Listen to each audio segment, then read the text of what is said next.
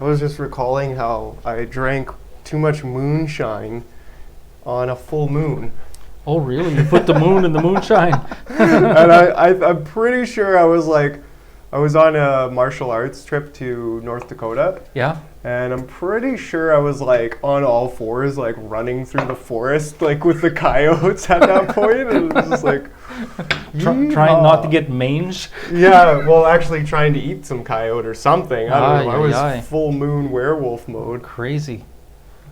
I guess we all do weird. We all get a little bit unhinged sometimes. Mind if I pray? Yeah, let's do it. Dear God, thank you for today. Thank you for this opportunity for myself and Emery to fellowship. And yeah, would you just be the center of our table here, God? And would our focus and conversations be glorifying to you? Would you bless us and bless this food and our conversations in your name, Jesus. Amen. Amen. Good prayer. Oh, thanks. Yeah. God's always been the center of my life. Always. Not so for me. I strayed for a long time. Oh, me too, yeah, I guess. As much as I say that, it's like I wasn't a Christian until 2017. I was like when I was a kid, I used to have really intense lucid dreams that would then like happen. Do you want some chips? Yeah, sure, actually. They're wasabi chips, so they'll spice up your life a little bit. Oh, right on. This meat's pretty spicy too, right This now. one's a folded spike protein chip. Dude, that's like super good luck.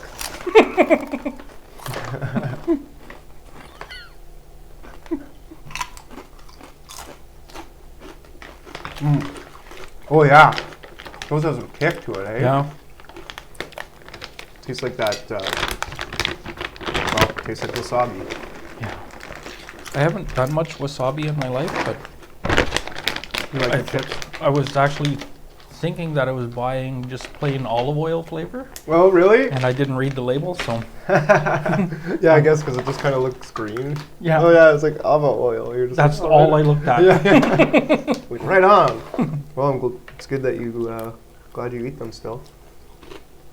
I was always taught to clean up my plate, kind of thing. So Me too. You don't leave a scrap on there.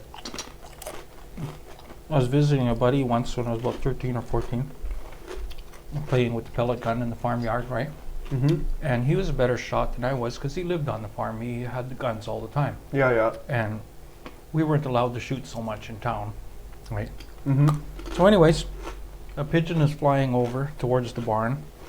And at the peak of the barn, there's a shaft or a rod that comes out and a pulley hangs on it for pulling up the bales. Okay, yeah. But they unbolted the pulley and there was just a hole where the bolt was. And I said to him, I'm going to shoot that pigeon right in the heart. Just totally Through the being hole? egotist, right? Yeah. No, I did shoot the pigeon into the heart through the hole. Really? Just by fluke. Oh wow. But Like would that have been like straight up? I just lifted the gun, pulled the trigger, and shot the pigeon through that hole into the heart. Right? That's awesome, right? So we went and told his grandma, and she says, anything you shoot on this farm, you have to eat. And she made us eat that pigeon. Really? Yeah. Holy smokes. She cooked it up, made a thin gulag-style soup out of it. Reminds me of I was hanging out with Todd and we were just having a couple drinks and for whatever reason he started singing about pickled rats. No, trapped rats. Mm. And then it morphed, we put pickled in front of it. Like pickled trapped rats. Like it's like this punk song, I don't know. And then it was like laughing about like, let's go Brandon. It was like, it's because of you Brandon, that's why we're eating pickled trapped rats. Now Biden inflation is why we're eating pigeon soup. Yeah, no kidding, eh? Pigeon's okay. You have to clean it lots because they're filthy. The flying rats. Yeah, yeah. Yeah, my ex actually, she liked pigeons a lot and she would she had a few pigeons. But when you keep them, they're a lot cleaner than just like street or wild pigeons, that's for sure. The one pigeon she had was like pure white. Yeah. Pretty cool. They're interesting animals. When they're pure white, they become a dove.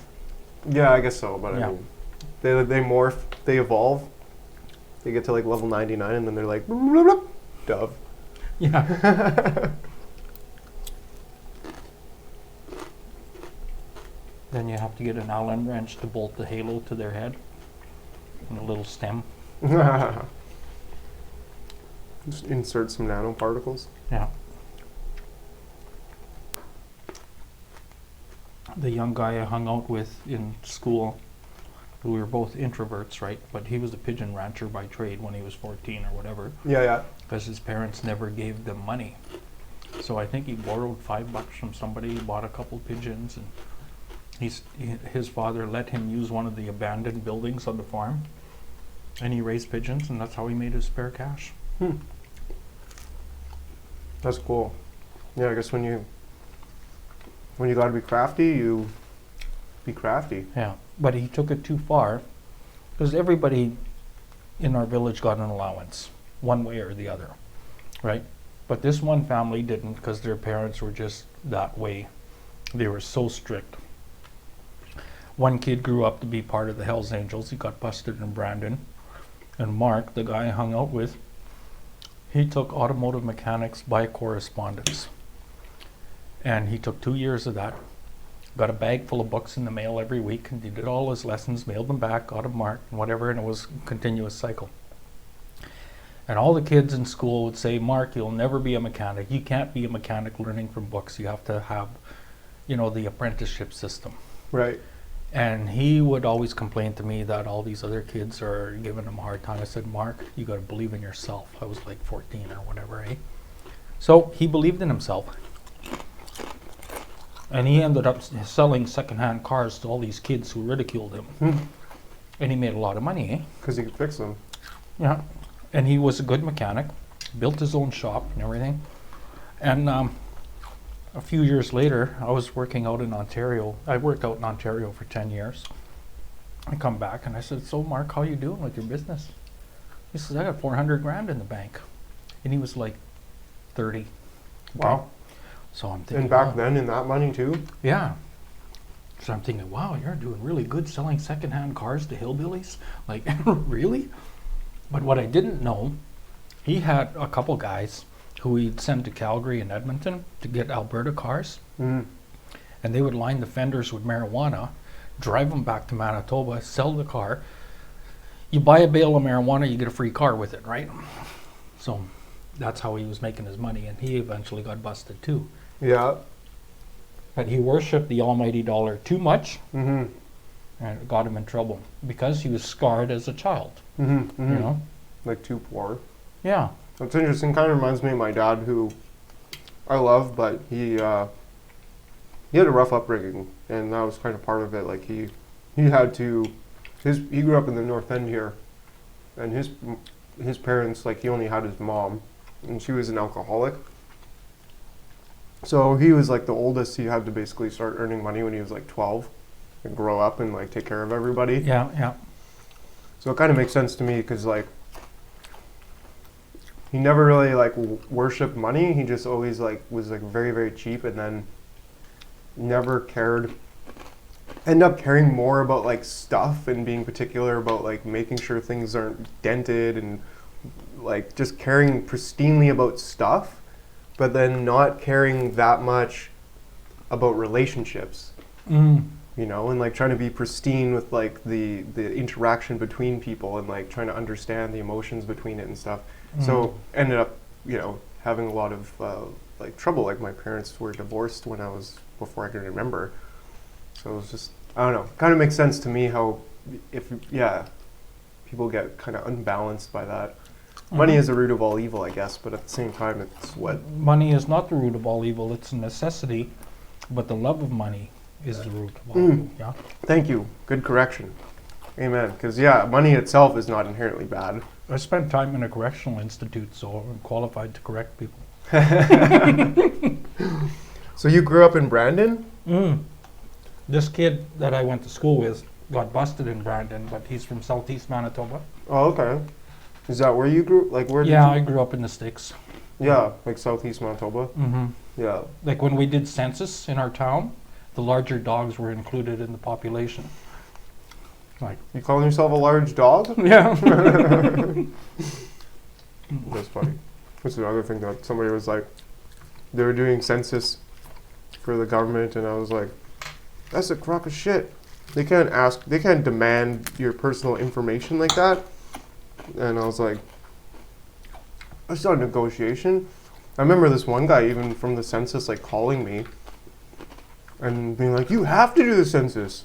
He was just like happy guy, like, oh yeah, we're gonna do the census. And I was like, no, this is personal information. Who are you? Like, click. But he's like, you have to, it's the law. And I'm like, what do you mean it's the law that you can, extract my personal information? Come and get it then. And he's like, no, like, Google it, it's the law. And I'm like, oh, so your standard of law is Google it? Like, you'd think the guy calling for your information would be armed with the knowledge of the law that it was, rather than just being like, oh, Google it, It's just like, dude, man. Should be able to have the paragraph and the subparagraph, if not in his mind, at least in writing. Absolutely. Yeah. But even to me, that's another one of those secession things. It's like, when the state comes at you, when anybody comes at you with no negotiative terms, like it's not a negotiation, it's a demand, it's an absolute, then that's exactly when I will completely not obey. Because that's the destruction of civilization. Like, you can't just demand of people something. Doesn't matter who you are, doesn't matter what kind of friggin' rubber stamps you have on some fancy paperwork, it's what fancy suits you have or prestigious authoritative sounding name. It's like, no, like, if you're not negotiating, get out of my life. Because, yeah, it's just, that is the law. Like, Are we being recorded now? Yeah, definitely. Oh, okay. Well, then I'm not going to talk about my crimes then. But I ran into a census taker like that, and I didn't do the census. Yeah, and that's up to, like, people, individuals, but yeah, I remember the one person that was in Aikido with, and she was just, like, dumbfounded by that energy, like, that refusal for me to do the census. She's like, it's just some information, like, what are you so upset about? I'm like, excuse me? Like, yeah. Some people don't see principles in the same way. You know what I mean? So. When I was learning to drive, they had seat belts in the vehicles, just a lap belt for a certain year. Then I think in 1969, I think it was maybe I'm wrong. Maybe the vehicle we had was 69. But anyways, seatbelt law came out that you have to have the shoulder belt in all the new cars, which is totally wrong because the only safe seatbelt is a 5-point harness. Because if you get in a head-on collision, the 5-point harness is going to spread the impact over the entire width and breadth of your body. And that's what race car drivers have. Exactly. Yeah. So, if you spend $30,000 on a car, why can't they spend another $10 on some fabric, sew it together, and make some protection for you? But I was complaining to my father about this seatbelt. I said, why do they have to legislate us to wear a seatbelt? Why can't we have freedom? I was a teenage kid, right? And he says, this is how communism works. He says, they'll take away one freedom from you. And then you get used to that. They'll take away 2 more.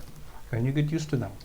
And I've seen this progression since I was a teenager. Yeah. Based on the teachings of a guy who escaped communism. Right.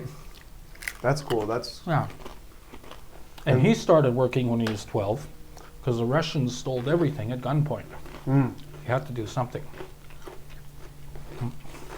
That's an interesting connection there too, because yeah, I often think of how,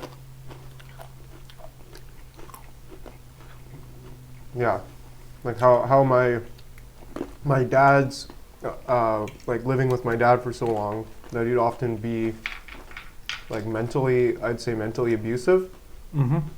And so I often would be like subject to crazy, like mentally manipulative, like gaslighting and just like not physical abuse, but mental abuse. But it's good training for where you are now. Exactly. By accident, he did you a favor. Yeah. And I do love my dad. He's made it. He's done good things for me in my life. But yeah, and that's actually one of them. So yeah. Until about 3 months ago, I thought my dad didn't love me. But now that all this coronavirus crap is coming down the pipe, and he predicted a lot of the things, he predicted that the west coast of North America was going to burn. The last 3 years it's been burning. Like, he's been dead for over 10 years now. But a lot of the stuff he said to me is all coming true. That's cool. Yeah. But a bunch of old Ukrainians and Lithuanians and Estonians and whatever sit around the table with a few drinks, and they talk politics. And I'd be, yay high, and I listened to this politics all night long as a kid, and that was fascinating for me. But they'd never teach us that crap in school. But the old Ukrainian farmers knew this stuff. They knew it was coming down the pipe because they've seen it all before, right? Absolutely. No, that makes sense. So when I would tell people what's coming with this coronavirus stuff and the control that's coming with it is going to be far worse than you could ever imagine any kind of communism being. And yeah, it's a totalitarian world government they're looking for. But most people don't even know what totalitarian means. I know, right? So. None. You ever watch Mark Dice? Who? Mark Dice. I'll just send you a link sometime. He's hilarious. He's been doing some really fire videos lately. Is he a comedian? He's a media analyst by trade. He's written many, many books. And he'll often just be doing like media commentary, but he'd do some Mark Dice on like Man on the Street. And one of the first videos I saw like years ago is and he did this recently too again, but he would be like, do you want a chocolate bar or an ounce of gold? And people would be like, I guess a chocolate bar. Yeah, thank you. Instant gratification, right? Yeah, but have no idea what an ounce of gold is. What is that? They don't even know what it is. Like they have just or even this one video that he just recently did where he was like he put on like Jamaican wig with like dreads, like Jamaican hat with dreads. A white guy with dreads? Yeah. And he's like, because people are like cultural appropriation, don't do that for Halloween, blah blah blah. And he goes onto like the beaches of California and he's like talking to all these people, and he just goes up and he's like, in this one, he's literally talking to this girl, and he's just like, so do you think that people wearing other cultures' Halloween costumes is bad, blah, blah? And then to the point where he's like, so if you saw somebody like that, you wouldn't even talk to them, right? And she's like, no. I'm like, you wouldn't even give them like 2 seconds of your time, right? And she's like, no. It's just like the irony is so thick. Like, so you're literally standing there talking to like the demon that you think it's like, oh man. But yeah, it just goes to show like how absolutely, and that's the thing for me that I've seen is that socialism takes over the schools, and then anytime socialism, because it's an organization that has the threat of violence and force behind it as its executive mandate, it's like the government, socialism, whatever, they claim ownership over the responsibility for individuals to educate themselves and their children. Then it constantly becomes shittier and shittier education for more and more price. I mean, it makes sense if you can't negotiate, if you can't just go, I'm going to go to that school instead and take my money there. The government's like, no, you're not. You're going to give me your money, and then I'm going to choose what that money is spent on. It's like, well, of course the service is going to get worse and worse, and it's going to cost more and more, right? Because the care gets less and less. Of course. Well, it's that's what holds us accountable, is the fact that we can dissociate from each other. That's actually in our rights, is the right of association, which also must, by definition, include the right of disassociation. So if you're like, oh, I don't like Shaw Cable for internet, I'll go to MTS. They'll give me a better deal. And it holds them accountable. So that's kind of what I'm getting at, is that if the government forces you at gunpoint to give them money for education, then your education is always going to get worse and worse and worse for more and more money. because nobody's holding anyone accountable then. It's just, you know, a guy with a gun saying, "Give me your shit." I didn't understand this in school, but a lot of things that they were teaching us in school gave me seeds of doubt. Especially in English class with the novels that they're trying to get us to read. And they had a very socialist angle to them. And I refused to read them. I would go to the library and read the books I wanted to read. You know? Because I could see or sense that they're trying to program us a certain way and make us have feelings that we're not supposed to have and whatever. Brainwashing. Yeah. Now, I often say that my learning began when I got out of high school. Yeah. Yeah, it was just so abysmal. It's very, very true. As soon as I got out of high school, I actually dropped out because I got my own apartment when I was like 16. And then I got a drum kit, an electric drum kit in my apartment. And I was like, just literally playing drums for like 8 hours a day. I was like, school? What's that? I'm learning more here than I've ever learned in school. I did go back and finish high school later, but even then I was like, man, did not learn very much.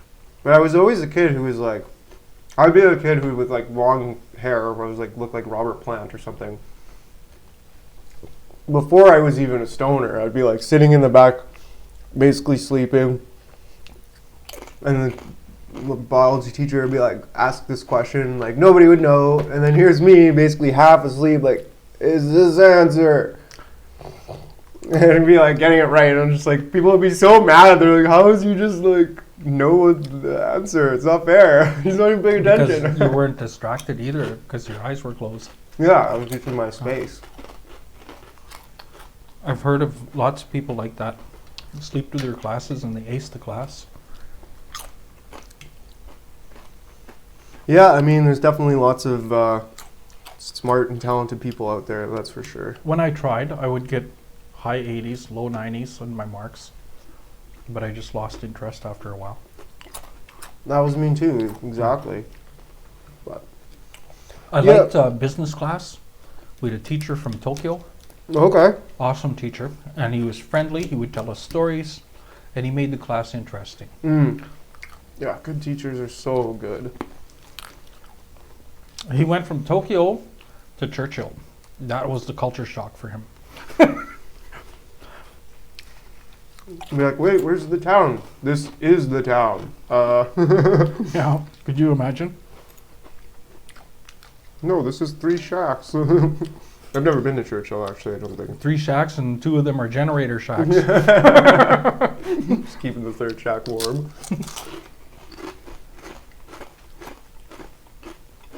Yeah, for me, the biggest thing when I was a kid was to kind of pique my mind on this whole like communism, socialism thing. It was cannabis prohibition. So I was like, well, wait, guys, like why is weed bad? They'd be like, well, it's bad because it's illegal. And I'd be like, well, why is it illegal? And they'd be like, well, it's illegal because it's bad. It was illegal because DuPont invented nylons. Yeah. Right? Well, exactly. Yeah. And I go pretty far into it, though, because I've seen how it's, like, I'll say it again, I'll say it a million times, but cannabis is the cure for cancer. It's not the cure, but it's like, it's pretty much... The guy in our block swears to God that cannabis cured his cancer. And it is. Have you ever heard of Rick Simpson? No. There's a Run for the Cure on YouTube where Rick Simpson was this Nova Scotian guy. And he actually looks like the Things That Matter Rick. I think his Rick too, actually. Like a well-built guy. But he literally looks like, anyways, that's a different story. But Rick Simpson, he started using, he heard preliminary studies that it cured cancer, or showed that it showed signs of reducing tumors. He just didn't care that much, but he heard it. Then he got cancer, so all of a sudden it mattered. Anxiety and stress and anger will cause you cancer because it upsets your hormones and it suppresses the immune system. Well, it causes inflammation too, yeah. Inflammation is a big cancer causer, yeah. And that's why... Chronic inflammation. Right. Regular inflammation is not so bad, but... Right, and that's one of the things, like the immune system uses pro-inflammatory and anti-inflammatory measures depending on the task. Oh. So if things need to be like, yeah, that's, sometimes you need excess free radicals to destroy something, but most of the time you want to reduce the free radicals. But yeah, it's, and that's why like acidity is not good, and you know, too much sugar, like there's so many different angles, but the point is that cannabinoids, endogenous cannabinoids, is the system of neurotransmitting oils that our body produces that actually regulates cellular metabolism. So whether your cells are burning sugar or fat is determined by the cannabinoid system. I read a little bit about that, yeah. I go super deep into it, like one of my good friends, acquaintances, I suppose. So cannabinoids exist in your brain already? Oh yeah. Just like endorphins, which are endogenous opiates. I love this stuff. I nerd out on this stuff so much, but like, that's exactly why I never take painkillers, because I have painkillers here. Yeah, and that's a good point. And also, cannabis releases opiate dependency, so the government's like pumping all these opiates. When I was a teenager, they were literally prescribing teenagers with OxyContin, and it was like getting kids addicted to opiates. It was like, y'all are nuts. And then cannabis is releasing opiate addiction without creating another addiction.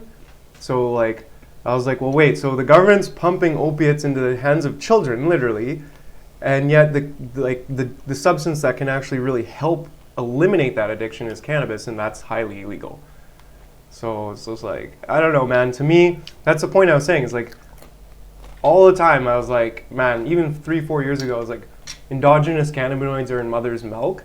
So a lot of mothers, when they realize that, they're like, oh, that's why my baby gets some, and it's just like kind of googly-eyed, like, like just like appetite, neurotransmitting, like sets up your neurons. So it's so incredible. So I remember thinking to myself that the government would rather babies come out of the womb and be greeted by a bunch of needles, like man-made stuff, rather than the mother's breast milk. There's no money in mother's breast milk, though. Exactly. Yeah. Exactly, right? They could start a human farm, they probably would, but... Yeah. Would it be in regular rows or circles? I think it would be too...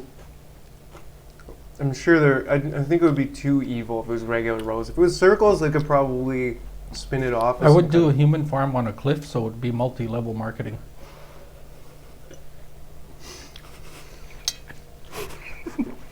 Good times.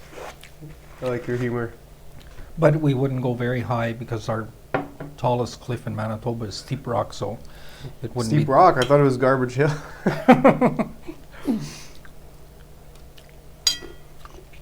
Well, yeah, Rick Simpson, that's a really interesting story. He started curing people's cancer in the early 2000s with cannabis. He'd start growing it, extract the oil, give people the oil, cure their cancer, and then eventually the government wanted to come and arrest him, so he had to flee the country. So about 10 years ago, my mom died of cancer. Diabetes related. She was on pills and medications all her life. I'm sorry to hear that's tough. But going in the health science center, I got lost, ended up in the wrong wing or whatever, and I thought, is Frankenstein's lab around the corner? Like, this place needs some repair, right? This shoddy place falling apart. Go down another wing, it's not much better. Go down another wing, it's decent condition, whatever. You go into the cancer ward, it's like the Taj Mahal. You got inlaid designs in the floor, all kinds of lights and plants, a woman in the waiting room playing a harp. Like, give me a break. That's the point where I realized where the money was. Then I realized cancer was an industry. Okay. And that's what I was getting back to when we were talking about like nylon or like oil and like all these different things that hemp could have been replaced. Like paper pulp industry, people know, they're like, oh yeah, the pulp industry lobbied politically to make cannabis illegal. But it's like the real heart of it is that the pharmaceutical industry lobbied to keep it illegal, to make it illegal in the first place, because it's such a potent medicine and it's extremely safe. And if people could just grow their cannabis in the backyard. And where did it originally come from?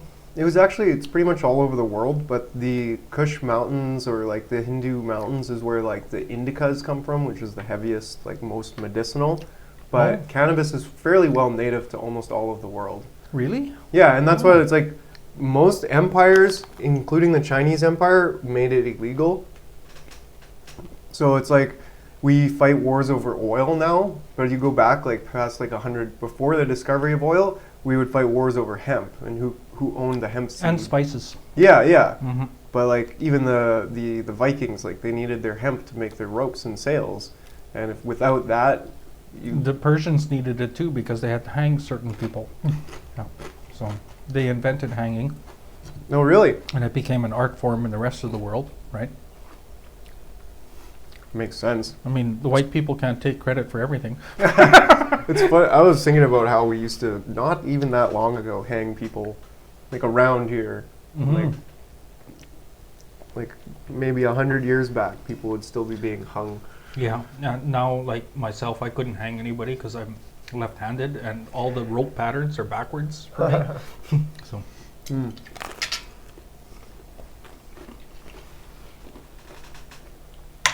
Different world, eh? Yep. Yeah.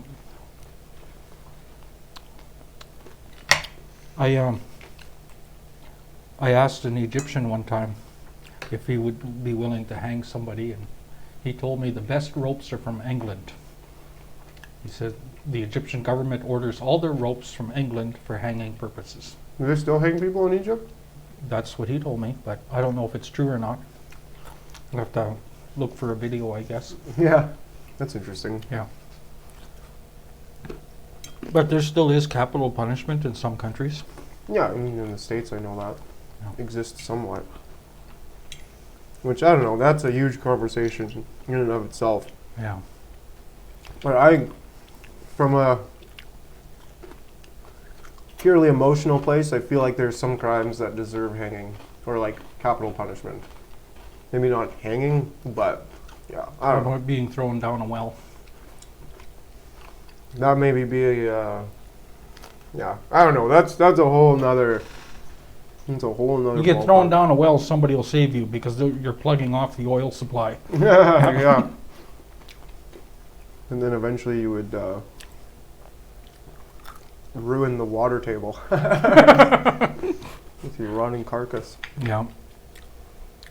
I lived in a place, you know, Iqaluit, a few weeks ago they were saying on the mainstream media news that they had petroleum products in their water supply, which is devastating because if you have no fresh water, it's hard to take a bath without feeling like you're in a gas chamber. You can't drink the water, you can't cook with it, so everything you have to buy is in a bottle. Mm-hmm. I lived in a place like that for 19 months. Oh, When I wow. was in my early 20s. You could drink pop, beer, milk, whatever. The obvious choice was beer. But it was horrible not to have a clean glass of water to come out of the tap. Where was that? I think 51 miles south of Sulikout. Okay. Yeah, there's a town of 40 people. And every one of those 40 people could have been a main player in a Stephen King movie. Like, it was the craziest town ever, plus the water was bad. Other than that, it was a good place to live. Hmm. Yeah.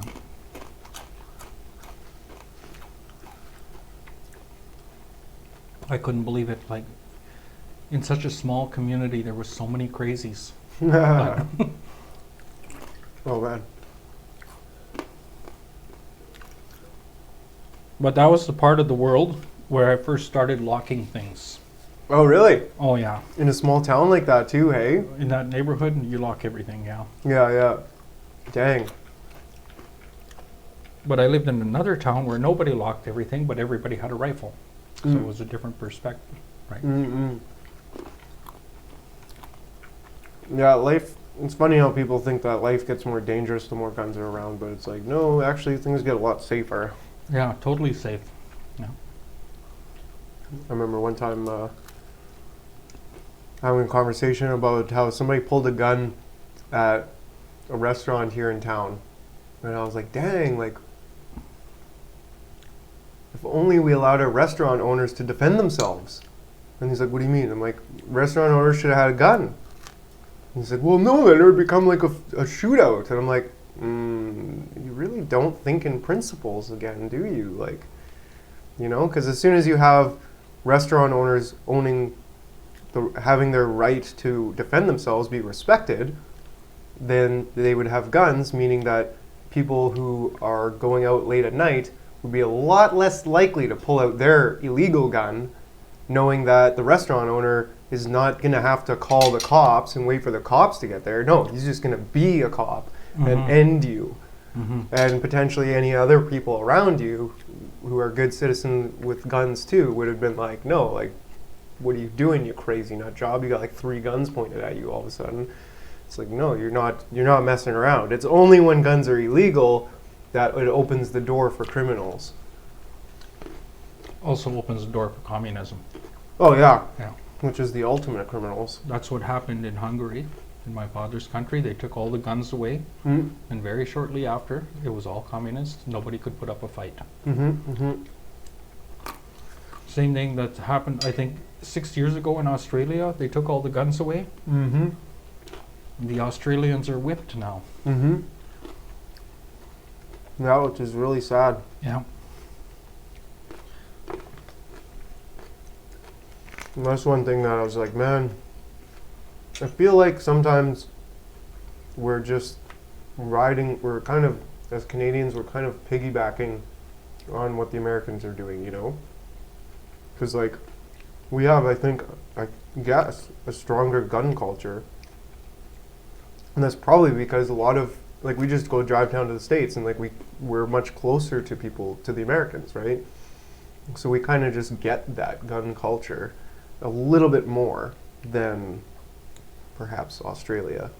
But we have more wide open spaces, more hunting. Like, I don't know what kind of hunting you can do in Australia. You can maybe hunt kangaroos or camels. There's too many camels in the Australian desert. And the government actually hunts them from helicopters to take their numbers down. But there's lots of people that have all kinds of guns, and just simply for hunting and for personal protection. Like my uncle lived on the edge of the village by himself, and he always had the Winchester right there, right at the kitchen table, because you never know what's coming through the bush, right? Yeah, same reason why you have a fire extinguisher.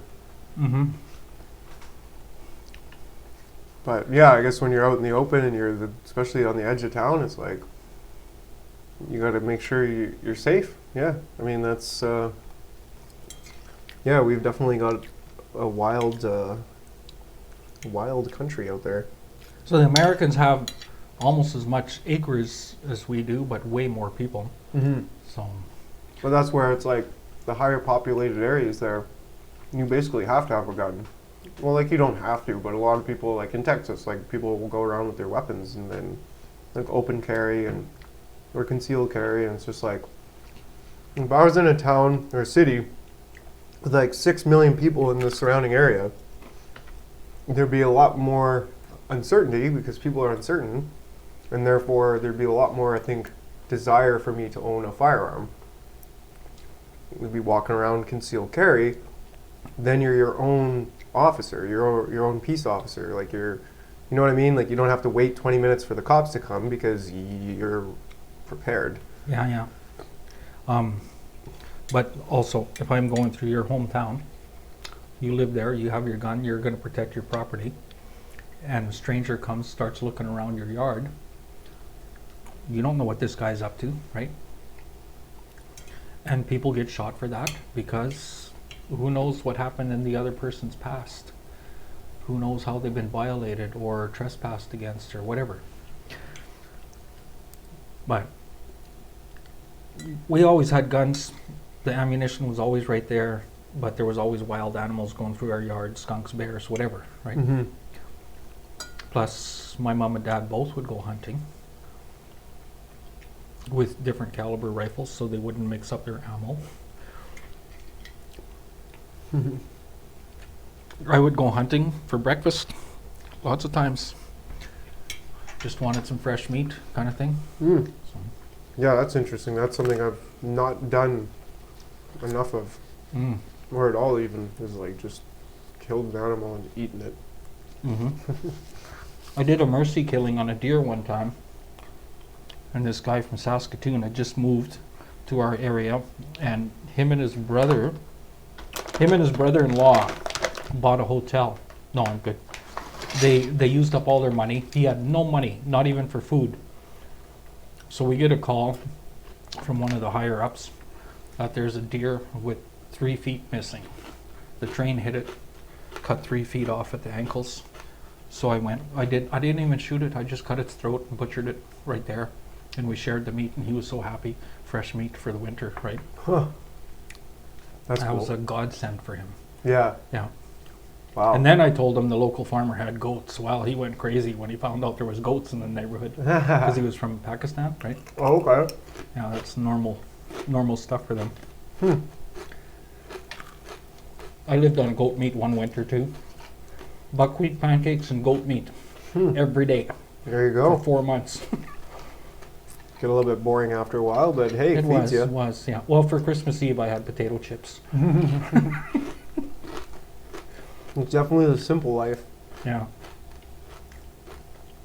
But goat meat is nice for a guy who's single because a little roast like that will last you 3 days or whatever. It's not like a giant beef roast or anything like that. So, Yeah, smaller. yeah, portable. Mm.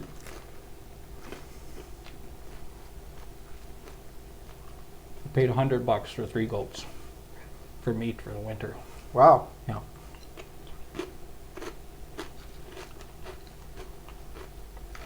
That seems pretty cheap.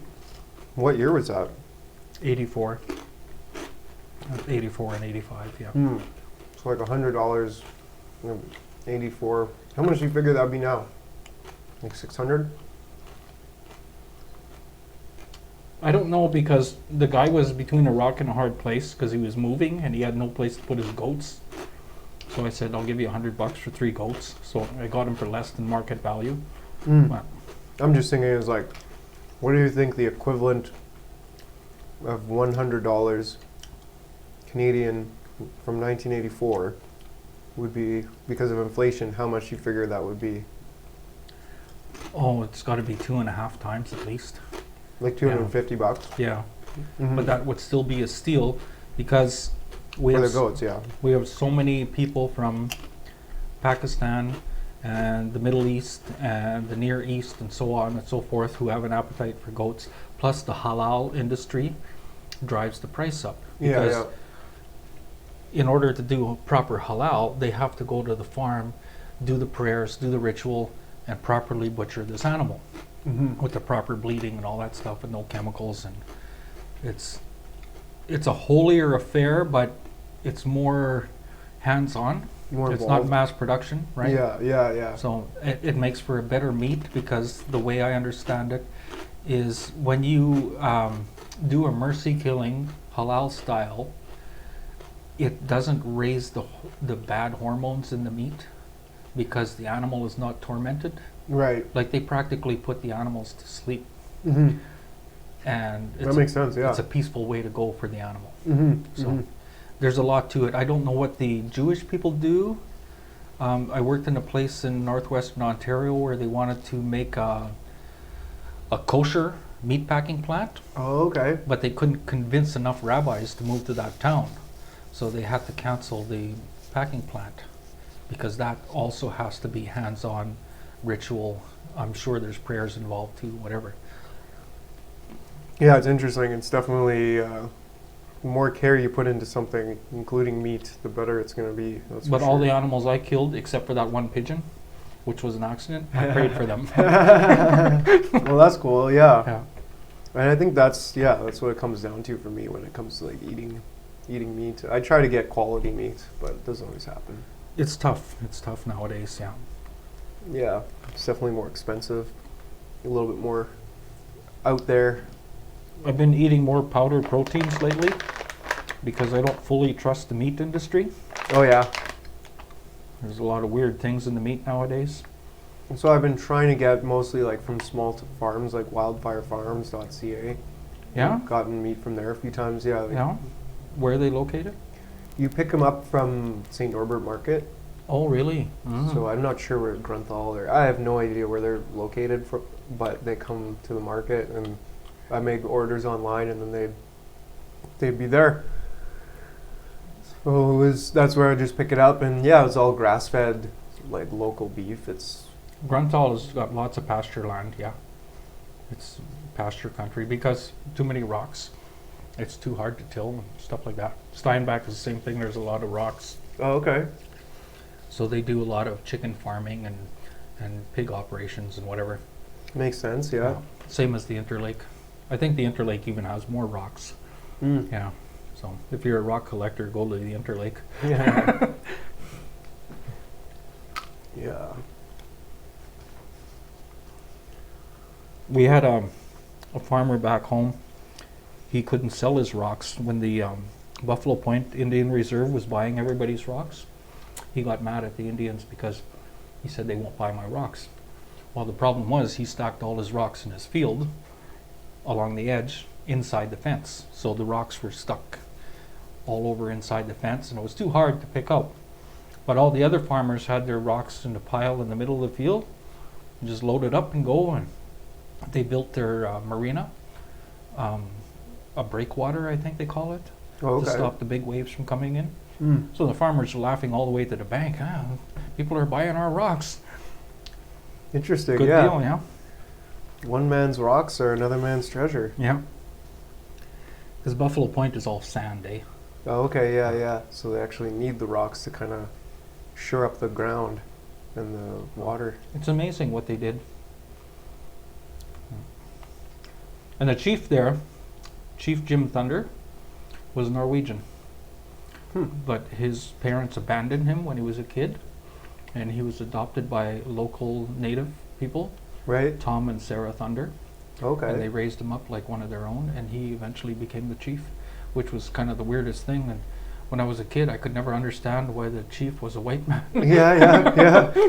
See, how did that happen? Yeah. Interesting. Very yeah. smart guy, though. Yeah, just loved listening to him. Yeah, okay. He only came around a couple times a year, but Interesting. Yeah, that's cool. yeah. Humans, culture. Yeah. So anybody can adopt anybody. Like the guy in our church has 2 Japanese daughters. Mm. I don't know what their story is, but the one daughter comes to church all the time. She's super nice. A little bit shy, but super nice. Where do you go to church? Faith Bible Church. Okay. Yeah. Is that near your place? No, it's a long ways away. It's on Portage Avenue. Oh, okay. Yeah. Well, just off of Portage, half a block kind of thing. But Like what street, Portage and... you know where the big RCMP station is? Yeah, Dominion. It's about a block from there. Cool. Yeah. All right. So it's a bit of a bike ride. It takes me, I think, 55 minutes if I don't have wind. Oh, okay. Yeah. So Bicycle there? sometimes, yeah. Yeah. Yeah. Probably less so during the winter, I guess. Yeah. I shouldn't be so lazy, but It's tough. Yeah. And more dangerous in the winter. I bike to work all year from St. James to Plessis Road on the edge of the city Oh, for the wow. whole winter.